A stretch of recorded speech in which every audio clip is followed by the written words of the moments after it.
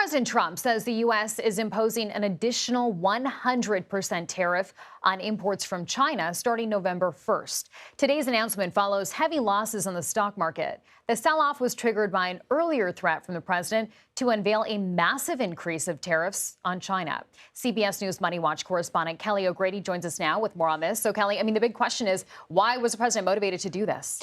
So it was in response to China saying that they were going to put even more restrictions on rare earth minerals. Remember, China has about 70% of the global supply of rare earths. It's important for everything from your cars to your computer to the chips that NVIDIA makes that power the AI revolution. And it's really been at the heart of these trade tensions. It did seem like both sides had made progress over the last few meetings, but then China coming out and saying this, the president frankly had to do something. Every analyst that I'm talking to has said, the U.S. did need to come and sort of hit back on that with this. Okay, and we do want to ask about the response to the stock market. Yeah. Why did it come in so strong?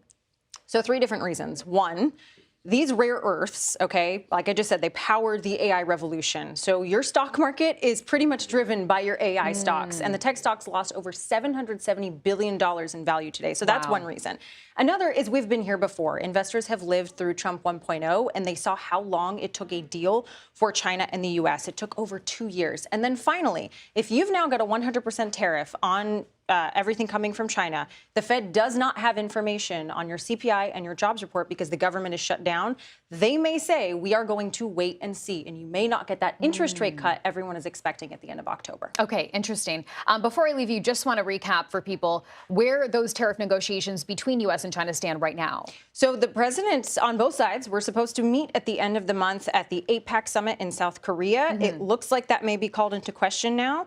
We have a 30% tariff on China as of now going up to 100% November 1st. There were meetings on both sides for many, many times over the past summer, but now it looks like things have ratcheted up tensions. Okay, a wait and see situation. Kelly O'Grady, thank you.